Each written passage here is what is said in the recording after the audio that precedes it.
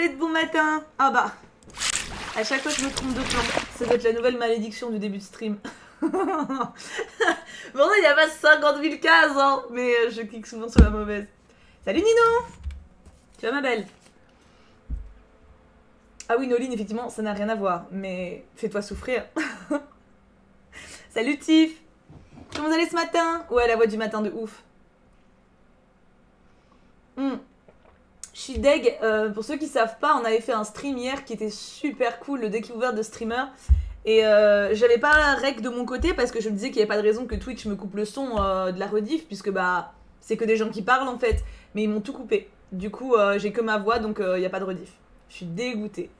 Je l'ai quand même laissé sur Twitch pour que éventuellement des gens puissent revoir les pseudos, ceux qui étaient là, mais du coup c'est trop dommage. La prochaine fois, je recrerai tout et puis on aura plus de problème. En gros, maintenant je rec tout parce que même les trucs où il est censé pas y avoir de problème, il m'enlève les voix, donc c'est trop cul.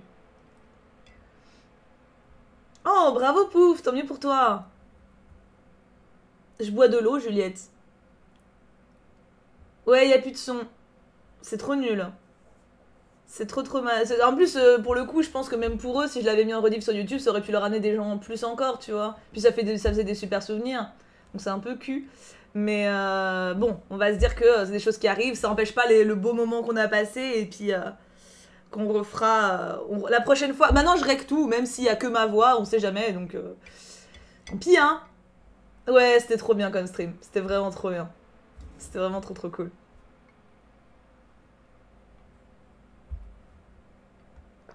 J'imagine Virginie, oui.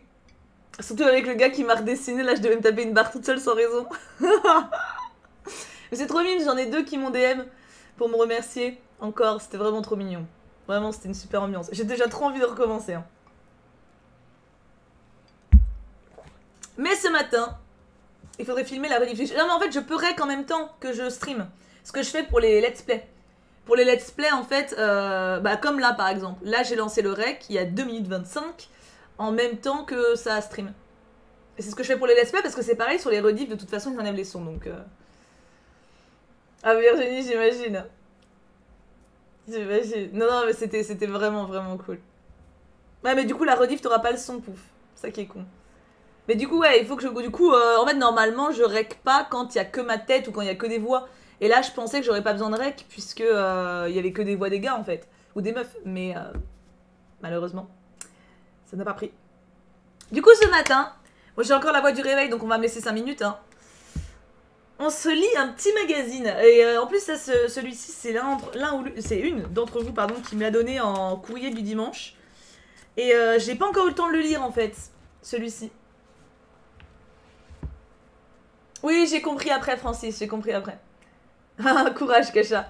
Du coup, ouais, en fait, c'est un magazine que j'ai reçu de la part d'une d'entre vous qui bosse dans l'histoire et qui est donc abonné à plein de magazines, etc. Et je l'ai pas encore lu. Et en plus, je pense que c'est un format qui se prête bien en stream, puisqu'en gros, il y a une double page par femme, on va dire. Donc, par exemple, des fois c'est plus, hein, mais on a par exemple 2 pages sur l'impératrice Eugénie. On a 2 pages une page sur Jeanne d'Albret, une page sur Marie Médicis. Et je pense que ça peut être pas mal pour donner un aperçu de justement certaines femmes, quitte à ce qu'on creuse un peu sur Google News si on veut. Hein. Mais je trouve ça trop intéressant. Après moi, j'en ai une 50aine de magazines en stock, parce que j'adore acheter ça quand je prends le train. Mais du coup, celui-ci, je l'ai reçu, je l'ai pas encore lu, donc... Bah, c'est ce que j'ai dit, Pouf, oui, la rediff a pas fonctionné. Bah Virginie, c'est ça. Bah pour certains, c'est un peu fait exprès. C'est justement. Après, c'est normal de raider ses potes, hein. Ah, mais je l'ai pas encore vu mon portrait fini, du coup, Jenny. Faudrait que j'aille voir. Oh là là, c'est dur ce matin. J'ai été réveillée tôt par les chachous pour changer. Et j'ai pas réussi à me rendormir. Alors, sur qui on va tomber? Est-ce que je fais dans l'ordre? Ah, tant mieux, je juge. Voyons voir. Sommaire, les auteurs, l'invité spécial. Oui, non, mais ça... J'évite les triples pages, hein. C'est cool de pouvoir découvrir autant de trucs avec toi, des streamers de l'histoire, j'adore. Oh oui. J'ai jamais acheté de magazine de toute ma vie, pas fan de lecture, mais ça m'intéresse lorsque le sujet est intéressant. En fait, magazine, ce qui est trop bien, c'est que bah, tu peux faire vraiment petite bribe par petite bribe. Donc genre tu te lis une double page, tu peux très bien le poser pour 2 jours et reprendre pour une double page, et c'est super intéressant. Alors, des artistes audacieuses. Alors, est-ce qu'on se ferait pas la petite double page sur Madame de Pompadour? Est-ce que ça vous inspire pas? Moi de ouf, j'adore Madame de Pompadour. C'est la, je crois que si je dis pas de conneries, c'est la maîtresse de Louis XV que j'adore. Et elle était, je la trouvais ouf. Je vous montre, attendez, de plus proche. Regardez cette petite bouille. Elle est pas trop belle. Bon, le focus, c'est surfait, mais... Elle est trop pipoute, hein. Elle est trop belle, hein. Allez, go. Allez, on est d'accord, on commence doucement. Enfin, doucement. Il y a une double page, mais je sais pas s'il faut que si je peux tout lire ou si... Oh, je pense que... En vrai, il y a 2 pages, c'est pas long, hein. On va faire paragraphe par paragraphe, on verra. On verra. Le règne de Madame de Pompadour à la cour de Versailles à partir de septembre 1745 jusqu'à sa mort en avril 1764 correspond à l'âge d'or artistique et culturel du siècle de Louis XV, qui lui est né en 1715 et est mort en 1770. Donc, ouais, elle l'a connu longtemps quand même, hein. Elle a été sa maîtresse quasi 20 ans. C'est beau. T'as lu Le Petit Prince? Oui, mais j'étais pas réveillée, j'étais plus réveillée.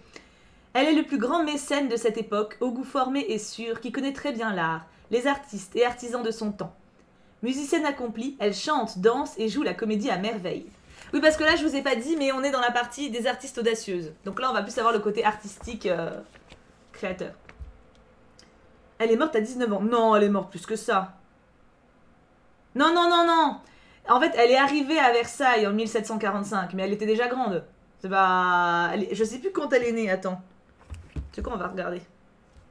Je vais regarder sur le portable. Madame de Pompadour. Naissance, Madame de Pompadour.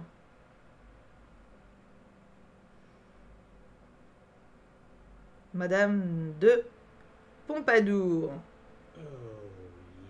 Oh, merci mon Pierre. Encore merci, bande de personnes incroyables. T'es trop fifou.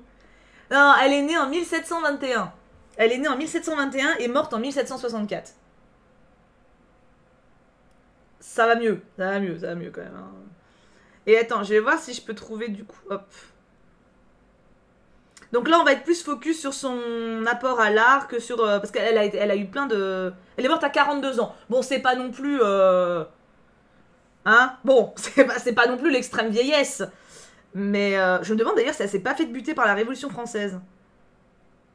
Elle était très très... non, non, je confonds avec l'autre. Je crois. Non, non, elle est morte de congestion pulmonaire, je confonds. Parce que t'as une meuf qui s'est fait têche de la cour et qui... et qui s'est fait buter en plus par la Révolution. La totale. Oui, non, ça serait triste quand même, Kacha. Hein. Merci beaucoup pour le follow, Kohara. On parle de Madame de Pompadour, Alice. Mais pour le moment, on a quasi rien dit. On a juste situé que c'était en gros la maîtresse de Louis XV. Et qu'elle est morte à 45 ans. On n'a pas dit grand chose. Et comment tu vas, mon Pierre, depuis hier? Es-tu en forme? Donc, musicienne accomplie, elle chante, danse et joue la comédie à merveille. Elle dessine, grave sur pierre et sur cuivre. Putain, déjà, respect. Hein. La favorite a l'âme d'une artiste et les ambitions d'un ministre de la culture. Elle dépense l'essentiel de ses revenus au financement des arts. Elle écrit « On se moque de ma folie qui donne du pain à tant de malheureux. Mon plaisir n'est pas de contempler l'or de mes coffres, mais de le répandre. » Alors oui, Marie-Antoinette s'est fait exécuter. Oui, oui. Ça, c'est acté. Mais une dame qui était vivante du début de Louis XV. Enfin, de la fin de Louis XV aussi. Ah, j'aime bien. D'ailleurs, je sais plus si c'est... On va voir. Louis XV n'est pas un roi bâtisseur. Les traces de son règne à Versailles comme à Paris sont largement le fait de Madame de Pompadour. Si elle est indéniablement ambitieuse, son objectif premier est de pourvoir à la grandeur du règne de son amant. Architecte avertie, elle achète, construit, loue et embellit un grand nombre de châteaux et résidences à Paris, l'hôtel d'Évreux entre autres, en région parisienne, Crécy-Bellevue, ou en province, Ménard. Elle grandit puis évolue dans ce milieu de la finance parisienne qui emploie tous les grands artistes du temps. Son oncle par alliance, le Normand de Tournehem, connais pas, est un esthète et un grand connaisseur de l'art. À peine arrivée à Versailles, Madame de Pompadour le fait nommer directeur général des bâtiments du roi. Si cette nomination fait scandale, car la nouvelle créature du roi dispose déjà des places les plus honorifiques, elle est du point de vue des arts très heureuse.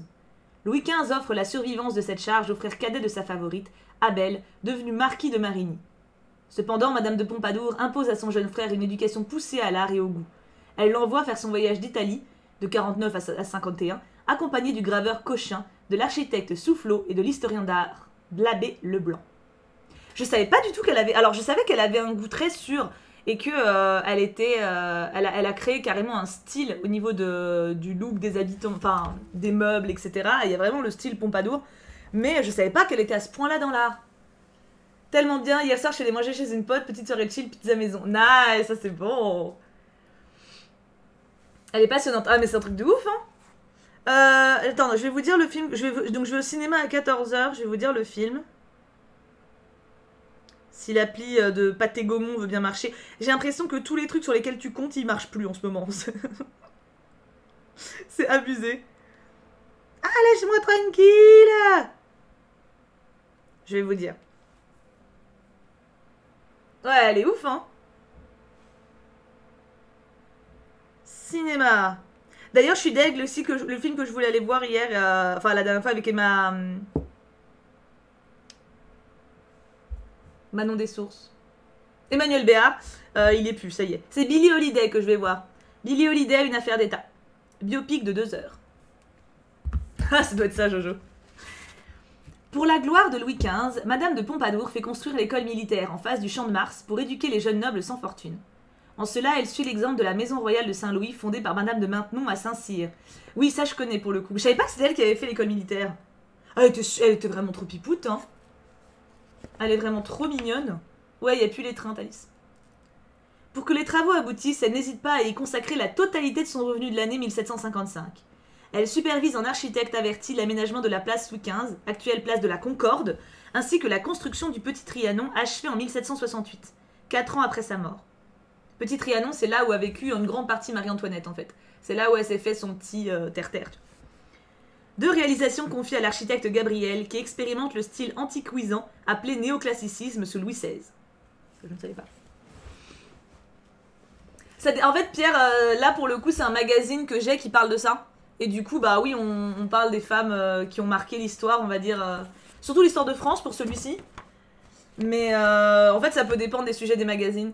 C'est la première fois que je fais ça. Mais comme là, je l'avais pas encore lu, c'est l'occasion. Oh Moon, avec plaisir. Ça va et toi, Tetsu? C'était très agréable de te découvrir également. Je suis dégoûtée, ce que je disais au choup de ce matin, la rediff fonctionne pas. J'aurais du rec de mon côté, c'est ce que je fais habituellement, mais je pensais qu'il y aurait pas de problème avec vos voix derrière, mais la rediff a pas voulu. Donc la prochaine fois, je recrerai de mon côté. Mais bon, ça n'empêche pas que c'était super cool sur le moment. On a été oui. À Versailles, la favorite encourage le goût du roi pour les espaces intimistes. Louis XV est très attaché au Grand Trianon, dans lequel il fait de fréquents séjours en sa compagnie. Elle dirige avec le roi les travaux qui complètent cet espace en y faisant construire le très délicat pavillon français, chef-d'œuvre du style rocaille, ainsi que le salon frais. C'est quoi, attends, on va essayer de trouver les visuels des trucs. Tant qu'à faire, j'ai envie de dire. La rediff du stream d'hier. Ce sont les streams lecture et culture du matin, c'est ça. Attends, donc déjà pour que vous ayez une visualisation du truc, parce qu'en fait tout le monde n'est pas forcément déjà allé à Versailles, donc c'est bien sympa de dire... Est-ce que je vais vous trouver une image qui colle? Ouais, ça va. Bon, c'est pas centré de l'extrême, mais en gros le petit Trianon c'est ça. Bon là du coup c'est très mal centré. Mais vous le voyez quand même à peu près. Bon, c'est mal centré, ça va. Attends, je vais essayer de changer. Est-ce que je pense pas que je vais avoir mieux, hein. Parce que j'essaie de faire avec des cadrages que j'ai déjà fait. Ouais, non, c'est pire. Et celui-là. Celui-là, c'est encore pire aussi. Ouais, non, j'ai le maximum, c'est ça. Sorry for the quality. Mais ça vous donne une idée quand même. Ah, celui-là, on voit un peu. Voilà, donc ça, c'est elle qui l'a fait construire. Et du coup, attends, tant qu'à faire, je vais essayer de vous choper le reste. L'école militaire en face du Champ de Mars. École militaire Paris. Parce que ça, même moi, je vois pas... Oh, putain, c'est beau! Ah, mais oui, je vois ce que c'est! Je vois ce que c'est! Et t'as le pont en face. Oui, ok, je vois où c'est. T'as le joli pont d'Anastasia de l'autre côté. Mais la revue, il y a très peu... Il n'y a pas d'image, en fait. Ah oui, du coup, vous êtes en capture d'écran. La revue, il n'y a pas d'image, donc je peux pas, ça sert pas à grand chose que je vous le montre, il n'y a, y a pas grand chose. Et du coup, pour vous donner une idée de coup, ce que le roi, lui, il aimait bien, donc elle a fait construire ça, en donnant toute une année de son salaire, en gros de sa rente, quoi, donc de son salaire, entre guillemets, pour que ce soit construit dans les temps.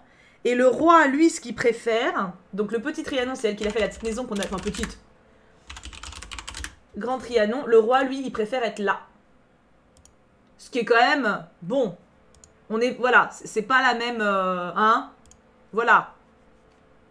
C'est pas la même, en fait, le petit Trianon, ce qui est particulier, d'ailleurs, en fait, Marie-Antoinette, attends, je vais vous montrer, donc celui-là, c'est vraiment un truc très intimiste, c'est considéré vraiment limite comme une petite maison, et Marie-Antoinette adorait cet endroit, et il a quasiment vécu, parce qu'elle détestait la grande cour de Versailles, et du coup, elle habitait vachement ici. Enfin, vachement, souvent ici. Comme ça, vous visualisez un petit peu. C'est plus simple, parce que... Non, alors c'est pas vraiment un salaire, c'est des rentes. C'est un peu... en gros, c'était la favorite du roi, et le roi, il lui donnait tous les mois, on va dire, l'équivalent de 5000 €. Je dis une connerie, je sais pas du tout combien elle avait de rente, hein. Mais pareil, les nobles avaient tous les mois des rentes, mais c'est parce que c'était leur propriété de noblesse qui leur donnait des sous. Donc c'est comme... C'est pas un salaire, c'est la thune qui tombe, on va dire. Et elle, comme elle était la favorite, c'était un argent débloqué par le roi. Et en l'occurrence, elle utilisait tout son argent, enfin, une grosse partie de son argent, pour justement, chose que pour le coup j'ignorais, alors que j'aime beaucoup cette femme, elle utilisait une grosse partie de son argent pour tout ce qui était art, subvention des artistes, parce que beaucoup d'artistes n'avaient pas d'argent eux, donc du coup beaucoup de nobles prenaient des artistes sous leurs ailes et leur donnaient de leur thune pour qu'ils puissent survivre et créer des choses stylées, tu vois. Donc là en l'occurrence, elle a quand même créé des trucs vachement stylés, quoi. Donc le roi il aime le grand Trianon. Le roi est un botaniste éclairé, passion qu'il partage avec Madame de Pompadour. Elle est elle-même très admirative des travaux du naturaliste Buffon. Ça, c'est d'un jardinier, il me semble. Ils font construire de grandes serres, les plus connues étant les fameuses serres chaudes accueillant des plantes exotiques, toutes confiées à Jussieu. Ils supervisent la réalisation des jardins dits à la française, qui agrémentent l'ensemble du domaine de Trianon. Donc ouais, ils ont fait quand même vachement pour Versailles, hein. Parce que le style, c'est cool. Grave. Donc le fait d'être aimé plus par le roi, tu as de l'argent chaque mois, ok, je vois. Oui, bah en fait, de manière générale, quand t'étais pote avec le roi, il te donnait des terres. Du coup, le roi, t'as plein de gens hein, dans les entourages de royauté qui à la base étaient limite des bourgeois, et à force de rendre des services au roi, à force d'être fidèles, étaient récompensés par des terres, ce qui donc donnait de la thune chaque mois. Des terres, donc des titres de noblesse, qui donc donnaient, enfin voilà... Tu pouvais, voilà... Mais l'inconvénient, quand t'es vraiment dépendant du roi et que t'as pas de titre de noblesse ou que t'as pas de terre, c'est-à-dire que si le roi clams, tu perds tout. C'est-à-dire que si, juste, en gros, t'es pote avec le roi te donne, mettons, 5000 € par mois parce qu'il t'aime bien, voilà. Et le roi meurt, et bah tes 5000 €, sauf si le successeur t'aime aussi, mais enfin... En général non. En général, si t'es pote avec le roi, le successeur, il t'aime pas trop. C'est... Enfin, pas forcément le successeur, il s'en fout, mais bon, tu vois, bon, tu peux pas être pote avec tous les rois, quoi, c'est pas... C'est ça, t'es dépendant du roi. En même temps, tout tournait autour du roi à l'époque. Hein.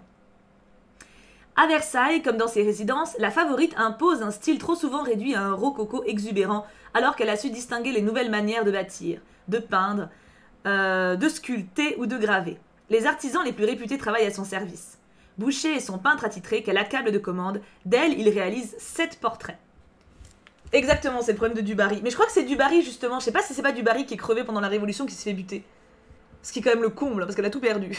C'est quand même bien... Je crois que c'est Dubarry, je confonds toujours les deux. Alors attends, du coup, on va rebouger. Et je vais essayer de vous montrer un peu le style de Madame de Pompadour.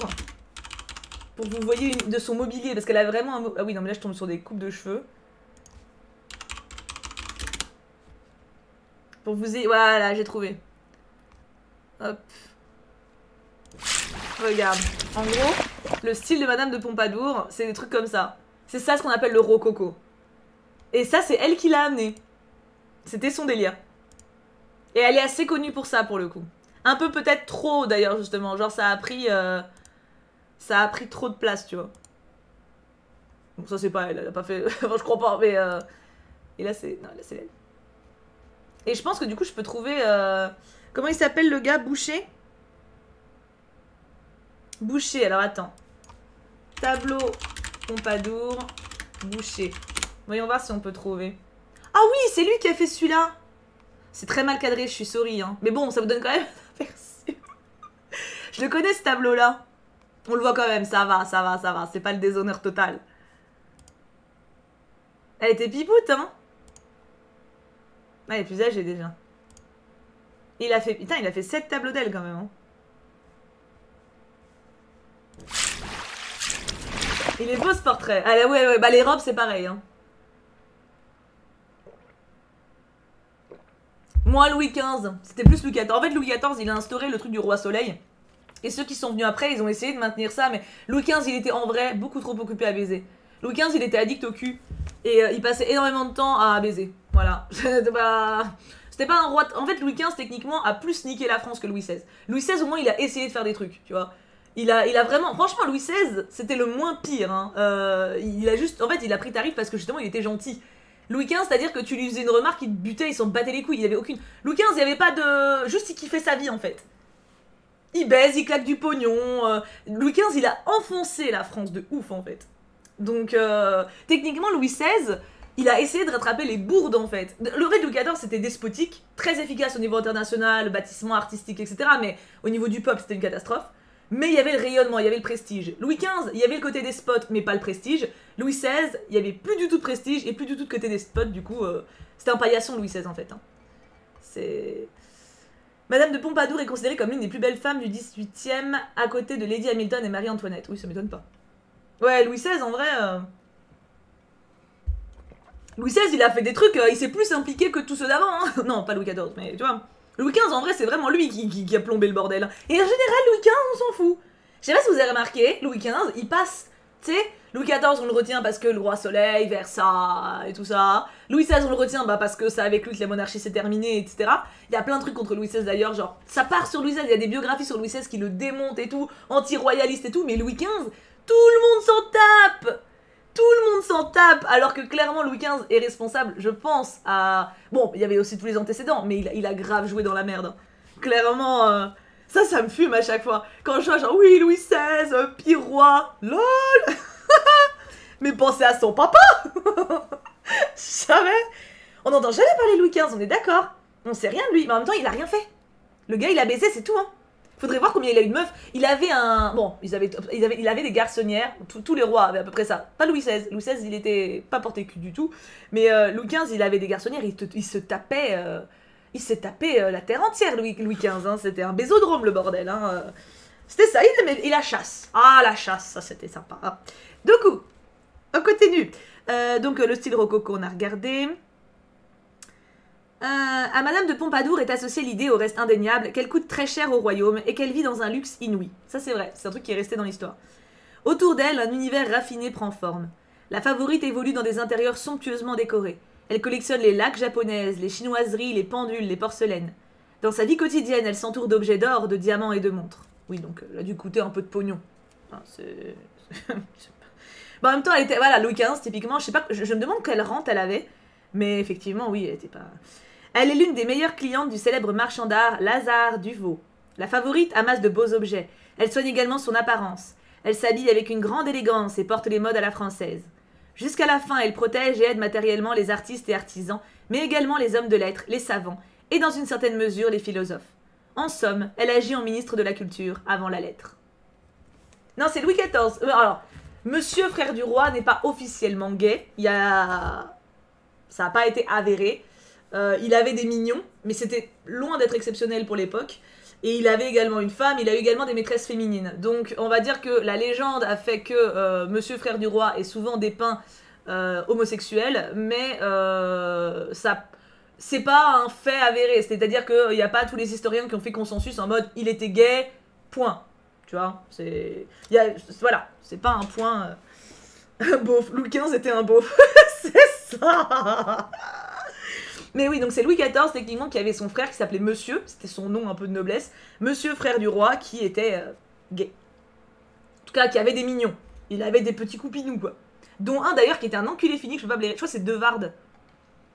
Je peux pas me le voir. J'en parle comme si je le connaissais. En fait, j'ai lu tellement de bouquins sur eux. Ah, alors, donc pour Madame de Pompadour, c'est tout ce que j'ai. Mais en soi, c'est déjà pas mal. Donc tu vois, il n'y a pas d'image. Enfin, à part le portrait que je vous ai montré au début. C'est full texte, quoi. Mais c'était intéressant. Pour le coup, moi qui connaissais déjà un peu la madame, je savais pas qu'elle avait joué un tel rôle. Je savais pas qu'elle avait construit ces trucs-là. Ouais, ouais, je comprends, Francis. Enfin, elle, je trouve ça se voit qu'elle était belle quand même. Madame de Pompadour, je trouve ça se voit. Mais je suis d'accord. Il y a des tableaux, des fois tu les vois, on dit oui, c'était une des plus belles beautés du France. Putain. C'était super intéressant. Ah bah tant mieux. Alors attends. On reste dans l'art. Il y a Elisabeth Lebrun. Ah, il y a tellement de trucs, j'aimerais trop pouvoir tout lire. Ouais, Pompadour en même temps, elle est connue. Hein. Oh, il y a une double page sur Joséphine Baker. On a vu le reportage il y a quelques jours, donc... Ouais, pouf, ouais. Plus nuancé, mais oui. Madame de Pompadour, une des maîtresses de Louis XVI. Non, Louis XV. Louis XVI, il avait pas de maîtresse. Louis XVI n'était pas porté sexe. Hein. Louis XVI, il a eu sa femme. Déjà, il a pris 4 ans avant de coucher avec elle. Parce qu'il avait une espèce de petite malformation au niveau du sexe, donc il n'arrivait pas. Et il n'était pas du tout branché femme. Hein. Louis XVI, il était un peu simplet. Il aimait bien... Enfin, simplet. Attention, pas bête, hein. Mais dans le sens, par rapport aux autres qui étaient très charismatiques, voilà. Louis XVI, il faisait un peu bonhomme. Il faisait un peu... ouais, simple, quoi. C'était pas un mec compliqué. D'ailleurs, il avait dit, quand il vivait avec sa femme et ses enfants, je crois que c'était aux Tuileries tout au début, quand ils sont arrivés à Paris, il avait dit que c'était un des moments les plus heureux. Parce qu'il était en famille, il était heureux comme tout. Il voulait pas... Il avait pas des envies de ouf, en fait. Pas 4 ans, 8 ans. Qu'est-ce que j'ai dit? Quoi 4 ans? J'ai dit quoi 4 ans? Je me rappelle plus ce que je dis. Du coup, Elisabeth Lebrun. J'ai aucun tableau. Mais pour le coup, on va peut-être pouvoir voir des tableaux à elle. Si je tape sur Google. Bon, avec mes visions compliquées, mais... La consommation de son mariage. Ah, ok, ouais. Longtemps, quoi. 4 ans, 8 ans. 8 ans, c'est tant que ça? Parce que ils se sont mariés jeunes, mais ils devaient pas consommer tout de suite quand même, il me semble. Ah non, ils étaient fiancés jeunes. 8 ans, ça me semble beaucoup. Bah, attention. Google! Temps de consommation. Je sais que c'est très long. Mariage. Et en fait, le truc, c'est que justement, Marie-Antoinette, ça l'a aussi perturbée, dans le sens où après, elle est devenue... Elle est devenue un peu instable, on va dire. 7 ans après le début de leur relation. Tu étais plus proche. Bravo, Marie-Antoinette. En même temps, c'est ton pseudo. J'ai envie de dire, si tu te gourais toi-même.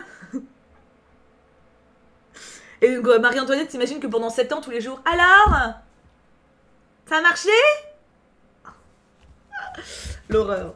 Donc, Elisabeth Vigée-Lebrun, c'était une peintre. Et à l'époque, il n'y en avait pas des masses. Attends, j'essaie de vous montrer le portrait.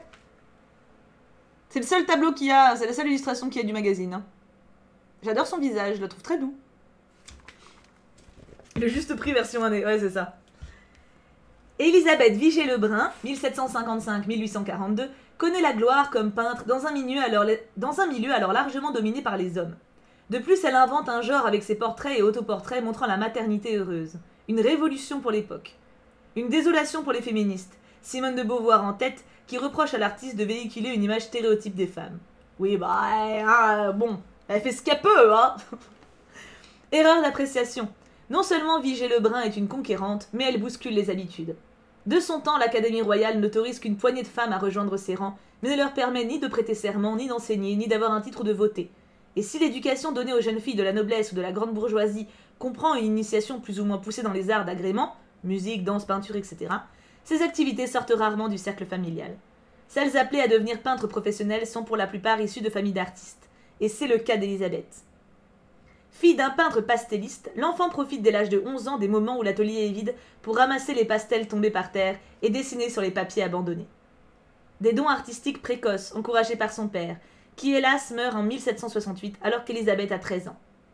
Par chance, Gabriel François Doyen, Grand Prix de Rome, futur professeur à l'Académie royale, ami de la famille, la pousse à reprendre ses crayons. Un an plus tard, Elisabeth s'inscrit chez Briard, qui possède un atelier au Louvre. Là, elle fait la connaissance de Joseph Vernet, peintre des ports français pour Louis XV, et qui, intrigué par le talent de l'élève, l'incite à étudier la nature et à se pencher sur les arts flamands et italiens. Une leçon bien comprise. Élisabeth réalise son premier chef-d'œuvre en 1770, à 15 ans, le portrait de sa mère. Et l'on parle de la jeune fille dans tout Paris. Je veux voir. Je veux voir. Alors attends. Élisabeth Vigée Lebrun. Je sais qu'elle a fait beaucoup de portraits de Marie-Antoinette. Portrait de sa mère, je sais pas si je vais trouver. Portrait de sa mère, mais les particules ils aiment pas. Non, j'ai connu. Ah, c'est peut-être elle. Je sais pas, je vais vous montrer en tout cas de toute façon, ça vous fera un aperçu. Je sais pas si c'est elle. Parce que c'est peut-être celui-là. Oh, elle est beau, j'adore son visage. Mais elle, je la connaissais. J'adore ses représentations. Et elle a fait beaucoup de Marie-Antoinette avec ses enfants aussi. Bon, là, vous le voyez pas en entier, mais je suis une grande fan de ce qu'elle fait. Je trouve qu'elle a les visages super doux. Et c'est elle aussi qui avait fait ce portrait-là qui est super connu. Et là, c'est son autoportrait, du coup, qu'on a vu sur le magazine en moins bonne qualité. Ah, attends, faut le temps que ça charge. Là, c'est flou. Voilà. C'est stylé, hein? C'est peut-être sa fille. Ça, c'est Julie Lebrun. Ah, c'est pas... Ah, ça doit être sa fille qu'elle a peinte. C'est trop beau. J'adore celui-là. En vrai, j'adore le côté maternel, effectivement. Simone de Beauvoir, t'as été un petit peu rabat-joie, là, hein? Oh. Bon, après, je peux comprendre d'être dans son combat à fond, donc je peux comprendre qu'elle est le seum, hein, mais quand même. Regarde. Et si je tape juste... Hop, parce que là, j'avais une portrait de sa mère. Attends. Si je tape juste son nom de peintre... Ouais, on tombe sur les mêmes, hein. Je pense qu'ils m'ont sorti les plus connus. Oh, c'est la duchesse de Polignac. Elle, c'était une des meilleures amies de Marie-Antoinette. Qui a d'ailleurs, entre guillemets, ruiné le royaume, hein. Typiquement. En gros, elle, c'était pas grand-chose, on va dire. Marie-Antoinette s'est mise à l'adorer. Et elles s'encadaillaient un peu toutes les deux. Elles allaient au théâtre, etc. Et elle a mis toute sa famille, tous ses potes à elle, à des postes super importants. Mais ils étaient pas du tout compétents. C'était des branquignoles. Juste, ils gagnaient plein de pognon, du coup. Et c'était vraiment des connards. En gros, elle a mis toute une tribu de connards bourgeois haut placés dans la noblesse. Donc ça, tout le monde a gueulé. Donc en fait, elle s'est mis le peuple à dos parce que la thune partait. Elle s'est mis les nobles à dos parce que du coup, ils étaient pas nobles et elle les avait pas anoblis, mais presque, quoi. Donc la duchesse... Mais elle était mignonne, hein. Ah, super sympa. Donc j'avais pas dit que c'était elle. Ah, c'est beau, hein. Ah bah voilà, des villes.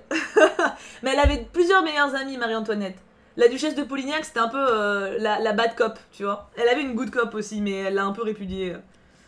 D'ailleurs, duchesse de Polignac, je crois qu'elle s'est sauvée. Je sais plus. Il y a une de ses deux potes qui s'est fait buter, salement. Et je sais plus laquelle c'est. Je sais même plus le nom de l'autre pote d'ailleurs. Du coup, tout ça, c'est cette madame. Élisabeth Vigée-Lebrun. Son style vaporeux et élégant fait des merveilles. De la légèreté et de la séduction avec parfois un zeste d'érotisme, tout l'esprit du XVIIIe siècle. Élisabeth est lancée et ne tarde pas à recevoir des commandes prestigieuses. Voilà, Madame de Lamballe, la duchesse de Lamballe. Je l'aime trop, elle. J'ai l'impression que c'est mes potes quand j'en parle, mais la duchesse de Lamballe, c'était un peu sa good cop. C'était une très très bonne amie à Marie-Antoinette, qui était super... qui était beaucoup plus mesurée, beaucoup plus douce, alors que, bon, l'autre madame... et du coup la duchesse de Lamballe, enfin la madame de Lamballe s'est fait défoncer aussi pendant la Révolution et ils l'ont découpé en morceaux, enfin c'était particulièrement dégueulasse. À 21 ans, donc on repart sur Élisabeth. À 21 ans, elle se marie à Jean-Baptiste Lebrun, fils d'antiquaire et expert en tableaux. Mais comme elle l'avouera dans ses mémoires, sa passion pour les femmes a causé la ruine de sa fortune et de la mienne dont il disposait entièrement. Super! Donc elle a épousé Jean-Baptiste Lebrun, qui en gros a eu 50 maîtresses, qui l'a entretenu, du coup ça les a ruinés. Heureusement, sa carrière s'envole. Au printemps 1778, l'artiste est présenté à la reine. Sans attendre qu'Élisabeth Vigée-Lebrun soit élue à l'Académie royale de peinture et de sculpture, et malgré la cabale menée par Adélaïde Labille-Guiard, sa concurrente, Marie-Antoinette, séduite par la douceur de ses compositions d'un néoclassisme atténué, l'a choisie comme peintre attitré. Merci Kidjo pour ton sub. Coucou en espérant que ce mois me porte chance et à toi aussi. J'ai passé une nuit blanche pour créer un océ miraculous de l'abeille dans les temps des mousquetaires que j'ai nommé Richelieu. Le jeu de mots est claqué au sol. Ah bah le jeu de mots il est comme il peut, hein Kidjo. Du coup Marie-Antoinette l'a choisi comme peintre attitré. Ça c'est beau. Pas moins d'une dizaine de portraits sont exécutés, la plupart en pied, et parmi ceux-ci, le fameux Marie-Antoinette et ses enfants, réalisé 2 ans avant les révolutions françaises de 1789, alors que la reine est accusée d'être hautaine et d'incarner la débauche obscène d'une cour qui vit dans le luxe quand le peuple crie misère. C'est celui qu'on a vu tout à l'heure avec tous les gosses autour d'elle. Là. Vigée Lebrun a pour mission d'offrir une autre image de la reine. Un défi. Sur les conseils du peintre Louis David, l'artiste reprend la structure d'une sainte famille gravée de Raphaël, l'illustre artiste italien de la Renaissance. La Vierge devient Marie-Antoinette, l'enfant Jésus le dauphin et la princesse Saint-Jean-Baptiste. Mais surtout dans cette toile, Élisabeth montre sa capacité à comprendre les enfants tels qu'ils sont, sans perruque ni costume d'apparat, sans pose rigide mais avec des gestes souples et tendres. Ce regard sur eux résulte d'un nouvel état d'esprit né des Lumières et porté par Jean-Jacques Rousseau. Mon copain. Dans l'Émile ou de l'éducation, publié en 1762, le philosophe traite de la question de l'éducation des garçons. Il est contre l'éducation des filles, n'exagérons rien. Oui, donc c'est mon copain, mais à petite dose. Hein. Et de la façon de l'adapter au fur et à mesure que l'enfant grandit. Présentée au salon de 1787, la toile remporte un grand succès. On loue les qualités de l'artiste dans la composition, le dessin et les coloris. Un critique écrit « Ces augustes personnages s'y groupent avec une intelligence qui ferait honneur aux plus grands artistes. La reine, dont la ressemblance est parfaite, y paraît avec toute la dignité de son rang et l'éclat de la beauté. Les traits de Monseigneur le Dauphin, aussi tant ressemblants, réunissent tout ce que la douceur et la bonté peuvent ajouter à l'aimable enfance. » Mais le tableau n'atteint pas son objectif. Rien n'arrête la révolution. Du coup, attendez, je vais vous le remontrer. Merci pour le follow, Shigeo. Richelieu. Ah, bah David, je ne peux rien pour toi. Merci Kiki Farmer pour le follow également. Attends, je vais essayer de vous remettre du coup le portrait. Marie-Antoinette, que vous l'ayez en tête quand même. On l'a vu vite fait. C'est lui. Bon, du coup, vous voyez pas le dauphin. Mais le dauphin, il est là. Vous le voyez pas. Mais faut le croire. Mais vous voyez au moins Marie-Antoinette avec les enfants. Ça, c'est la petite poupette. D'ailleurs, le dauphin est ripé, il tiendra pas. Mais je sais pas si je peux vous le montrer. Non, je vais pas l'avoir au mieux cadré. Il vous manque le dauphin. Voilà, il vous manque un gamin. Il vous manque un petit gamin, malheureusement. Le pauvre petit gamin. Oh, tu sais quoi, à la limite, attends, je vais essayer de vous choper, faire une capture d'écran. Je peux pas faire plus simple, non? Ce serait trop simple. Non, mais je peux pas, je le ferai pour la prochaine fois. Au pire, vous chercherez vous, hein. Portrait Marie-Antoinette, Vigée Lebrun, il y en a plein, donc vous trouverez sans problème. Et le dauphin qui est décédé peu de temps avant la grosse révolte, d'ailleurs. Ah, peut-être, j'avoue, j'ai pas pensé. Qu'il a le droit d'afficher l'image. Je sais pas si ça va vous changer quelque chose. Oui, vous voyez. Ah non, vous voyez pas le dauphin. Ah, mais là, il a été coupé en fait. Attends. Je vais le faire. Je pense que ça marchera bien. Ah oui, vous voyez le dauphin. Le voilà. Oh, Chatoun, tu es brillante. C'est lui le dauphin. Donc Marie-Antoinette, le dauphin, qui est donc qui avait une santé très fragile et qui est mort vraiment très peu de temps avant la Révolution. Ça commençait à partir en couille quand il est mort en fait. Il y a eu Poupette, donc sa fille, c'était son surnom, elle l'appelait Poupette, et le petit qu'elle appelait Chou d'amour. Et du coup, pendant la Révolution française, en fait, c'est ces 2 enfants-là qui ont survécu, enfin, qui ont été emprisonnés avec eux. Lui, il était déjà mort, du coup, avant d'être emprisonné. Il est beau, ce tableau. Hein. Vraiment joli.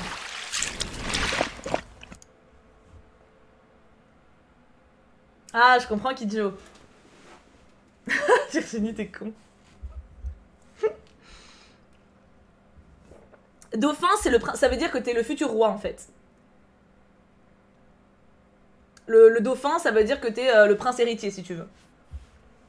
Non, les enfants n'ont pas été guillotinés, mais ils ont été livrés à l'abandon. Je sais plus exactement comment ils sont morts. Poupette a survécu, la fille a survécu, je crois.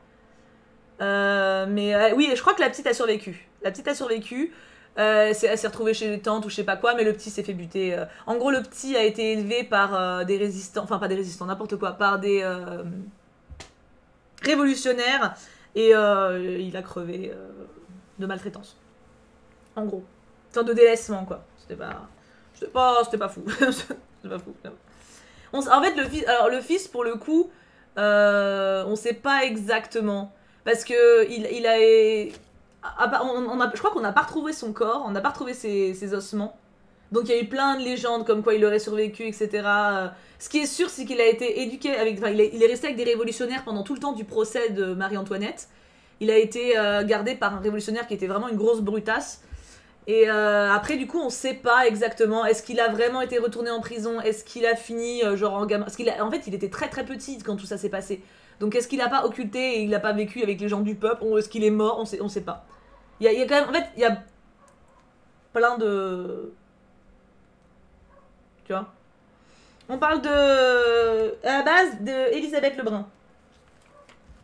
Tout à l'heure, tu as dit que le futur roi était souvent contre le roi régent, mais pourquoi? C'est pas son père. Non, non, non, non, non. J'ai pas dit qu'il était contre le roi régent. J'ai dit qu'en général, les favorites d'un roi, quand il y avait le roi régent, enfin, quand le roi mourait, ça changeait tout. C'est-à-dire que même si t'aimes ton père, en gros, quand un roi meurt, c'est important qu'un fils, quand il arrive au pouvoir, il casse les trucs. Là, par exemple, si t'as une favorite et qu'elle est payée 5000 balles l'année, en général, même si le fils il aime son père, au maximum, bon, il baisse la rente, enfin au mieux, tu vois, il baisse la rente pour un truc plus raisonnable. D'ailleurs, je crois que, je sais plus quel roi, je crois que c'est Louis XV qui avait fait ça, je sais plus. Mais il peut baisser la rente, mais en général, voilà, il suffit qu'il y ait un peu un conflit de génération ou un conflit d'intérêt et bon, bah les choses peuvent changer quoi. Mais non, non, non, les rois fils sont pas forcément contre le père, ça dépend des périodes historiques. C'est pareil entre frères. T'as des rois. Bah d'ailleurs, Louis XVI c'est clairement fait niquer par son frangin. C'est pas. Parce que, bah, envie d'être roi à la place du roi, tu vois. Un peu le côté is no good. Donc, c'est plus entre frangins que ça peut poser problème. En général, père-fils, c'est plus un gros complexe d'infériorité à essayer de dépasser et tout. Enfin, classique, quoi, dans une famille de pouvoir. Où j'en étais, ma fille. Donc, du coup, oui, le beau tableau de famille de Marie-Antoinette. N'a pas réussi son objectif, la révolution ne s'arrête pas. Craignant d'être prise pour cible de par sa proximité avec la reine, Elisabeth préfère quitter la capitale avec sa fille durant la nuit du 6 octobre 1789, déguisée en ouvrière, direction l'Italie. Putain, elle a fui tard!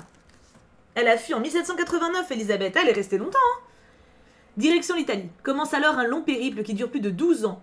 Usant de son renom et de son charme, l'artiste est reçue à bras ouverts dans les cours européennes. Elle rentre à Paris en 1802 tout en reprenant régulièrement ses voyages. La voici sollicitée par Joséphine et les personnalités du consulat, puis de l'Empire. Mais elle a du mal à s'adapter à la nouvelle société. Son métier délicat et la sensibilité de sa touche ne résonnent plus de la même manière.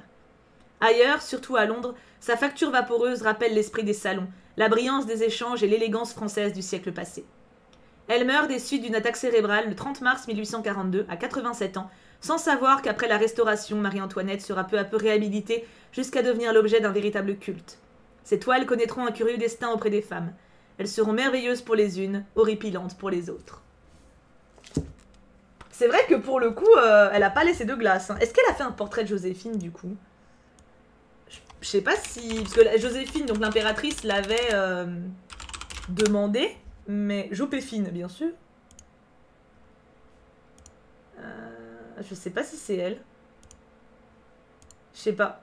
J'ai plein de trucs là, mais... Non, je crois pas je crois pas que j'ai. Non, non, je l'ai pas. Je crois qu'elle a pas fait. En tout cas, je le trouve pas. On dirait on parle Star avec l'Empire, mais grave.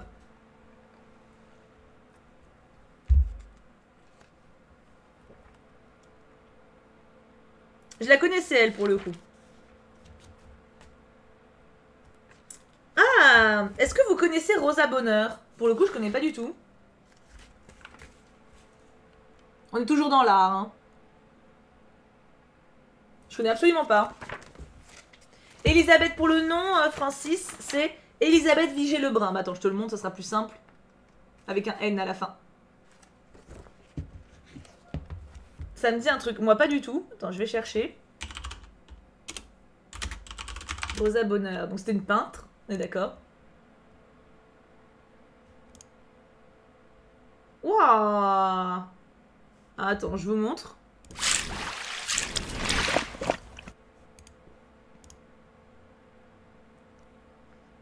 Le style est fou, regarde les détails. C'est quoi, c'est elle?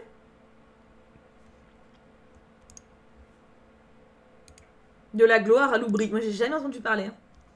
pour le coup. Ça, je pense que c'est son autoportrait, du coup. Ah, c'est trop petit. C'est dur de trouver en bonne qualité, hein. Elle a fait beaucoup de bestioles, hein. Oh, la vache. On dirait une photo. C'est une peintre animalière. C'est dingue, on dirait une photo, le truc.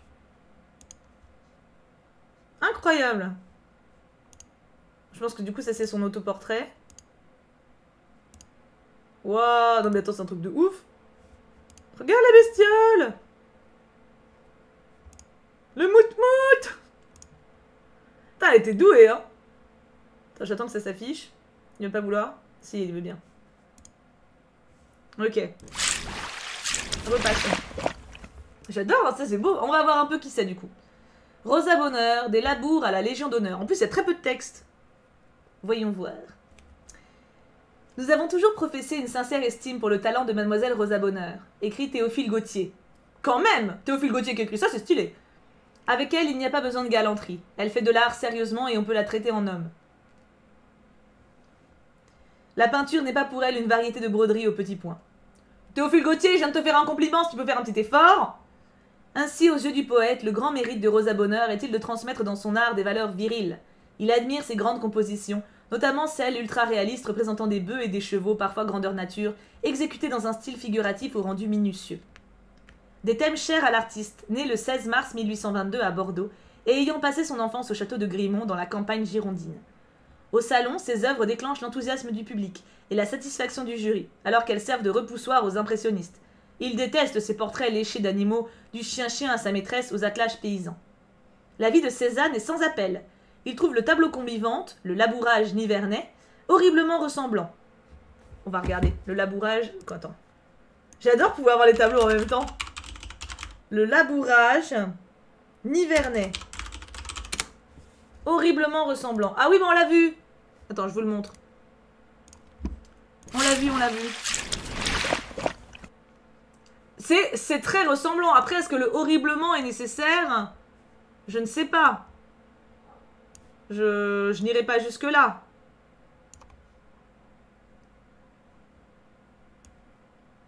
Là, je l'ai en qualité HD. Hein. Ça sature un peu, c'est pas vous qui buguez, hein, c'est le truc qui a du mal à encoder le bordel. Donc ça, c'est horriblement ressemblant. Pardon, monsieur. Pardon. Pardon, Cézanne. Les mousquetaires, les trois mousquetaires, le roman, ça commence avec Louis XV et après, c'est sur Louis XIV. Les trois mousquetaires, c'est Louis XV. Et après, quand tu es sur 20 ans après et le vicomte de Bragelonne, t'es sur Louis XIV. Il a l'air de souffrir, le deuxième bœuf. Ah bah oui. Bienvenue, Lindsay. Qu'importe, Rosa Bonheur possède un sacré tempérament. Elle tient son aplomb de la confiance et des encouragements prodigués dès l'âge de 13 ans par son père, Raymond Bonheur, professeur de dessin et saint-simonien aux idées progressistes. Elle revendique une vie émancipée et un aspect de garçon manqué. Cheveux courts, physique imposant et compagnonnage successif avec deux femmes. La première, Nathalie Mikas, est une amie d'enfance. La seconde, l'américaine Anna Klumpke, s'adonne également à la peinture. Elle obtient la très rare permission de travestissement, renouvelable tous les 6 mois auprès de la préfecture de Paris. Autrement dit, l'autorisation de porter le pantalon pour aller aux foires aux bestiaux. Certes, ses œuvres n'ont pas révolutionné la peinture, mais sa carrière, menée tambour battant, a fait avancer la cause des femmes artistes. En gros, elle était clairement transgenre. Non? Merci Kidjo. C'est incroyable comment, quand c'est des œuvres sur le travail des pauvres, ça crache en mode oh là là, c'est un peu trop. J'avoue, de ouf. Rien que par rapport à ça, par rapport à la transidentité, de pouvoir enfin porter un pantalon et de pouvoir vivre avec des femmes, et pouvoir avoir les cheveux courts et tout, il y avait un pass, bah ouais. Dès 1848, grâce à son gigantesque bœuf et taureau race du Cantal, elle reçoit de nombreuses commandes privées et de l'État. Je veux voir. Je veux voir. Comment ça s'appelle? Putain, le titre, bœuf et taureau. Taureau, pas tureau, taureau. Ah, mais cul de fax. Bœuf et taureau, race du Cantal. Oh, il est beau. Est-ce que je vais trouver une qualité? Oh, j'ai l'impression que c'est une bonne qualité. C'est pas incroyable, mais la qualité est quand même correcte. Admiré. Pas mal. Les couleurs sont sublimes, hein. Elle reçoit de nombreuses commandes privées de l'État. Et d'autres succès tels son immense marché aux chevaux. On va regarder. Instruisons-nous. Marché aux chevaux. Alors là, par contre, je pense qu'il va me falloir le nom de la meuf. Bonheur. Rosa Bonheur. Parce que sinon, je vais tomber sur des vrais marchés aux chevaux. Ce qui est un peu pas le but. Ah bah c'est celui qu'on a vu tout à l'heure. Par contre, pour l'avoir en bonne qualité... Oh là là, je vais avoir une fresque là. Là, c'est le marché aux chevaux. Je peux pas avoir mieux que ça. Mais ça vous donne quand même une belle idée.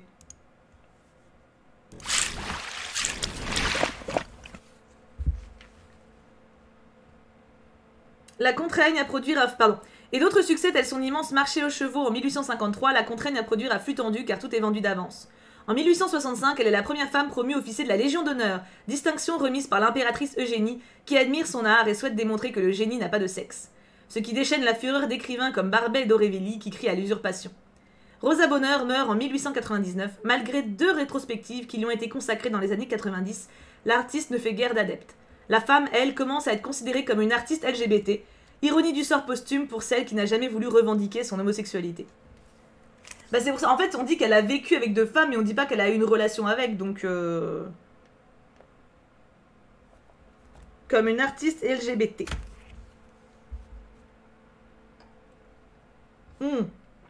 En fait Francis c'est juste que le côté, pour l'époque en fait, tu portes pas un pantalon juste parce que c'est plus simple.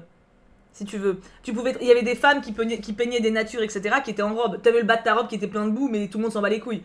Clairement. Enfin, les femmes faisaient de l'équitation à robe. Enfin, voilà. C'est pas... En fait, c'est pas une question de praticité. À partir du moment où elle fait la démarche pour avoir une dérogation pour porter un pantalon qu'elle renouvelle tous les 6 mois, c'est clairement pas juste parce que c'est plus pratique. Il y a quelque chose derrière. Il y a clairement quelque chose derrière. T'as plein de femmes à qui ça pétait les couilles, hein. Non, clairement, c'était insupportable. Mais c'est pas pour autant qu'il y avait des dérogations. Plus le côté cheveux courts qui était extrêmement rare à l'époque. Enfin, tu vois, t'as quand même plusieurs trucs qui laissent à penser que elle était à l'aise avec les codes genrés masculins de l'époque, quoi. Mais après, effectivement, on peut pas du tout... J'ai dit... J'ai soumis l'idée que peut-être il y avait ça, mais par contre on ne peut pas faire de trucs rétroactifs, effectivement on peut pas savoir. Il y a que elle qui pourrait nous répondre. Mais faut bien se dire que c'est pas les mêmes codes. C'est pas les mêmes codes. Non, non, non, les meufs quand elles montaient à cheval, elles montaient en Amazon, donc les 2 jambes du même côté, ce qui était extrêmement dangereux qui plus est parce que tu pouvais te casser la gueule beaucoup plus facilement, et t'étais en robe, hein. T'étais en robe et tu te tenais droite. Ah non, non, le pantalon c'était pas... C'est ça, oui, techniquement, les femmes en robe, il y en a plein qui faisaient des activités qui devaient quand même être en robe. Hein. Ne serait-ce que les marchandes, c'est tout con, hein. Mais les meufs en boutique, bon, c'était pas des robes de bal, bien sûr, mais c'était quand même des robes assez lourdes. C'est chiant, hein. C'est chiant de ouf. Hein. Oh putain, j'ai envie de tout lire, tout est passionnant. Bon, là, il y a 4 pages, donc on va éviter. Joséphine Baker, on a vu le reportage. On va pas remettre. On a une petite mention pour les femmes à l'étranger. On se le fait, c'est des petits paragraphes. J'aime mon époque, tu m'étonnes. Coucou Anis. On a Artemisia Gentileschi. Je ne sais pas du tout qui c'est. Bon, à côté c'est Frida Kahlo, j'ai reconnu, mais je ne sais pas qui c'est. Oui, il y a Frida. Après... Ah, ça commence, c'est joyeux. Après un vol... pardon. Après un viol suivi d'un procès retentissant, cette artiste romaine fait une carrière prestigieuse de peintre de cour, de celle des Médicis à celle d'Angleterre. La détermination de ses héroïnes, Esther, Judith ou Suzanne, fait d'elle une icône du féminisme. Mais celle qui dit avoir un cœur de César dans une âme de femme est aussi un génie de la couleur et de la lumière, reconnu par tous les peintres et mécènes de l'âge baroque. Léo. Ah bah on va aller regarder.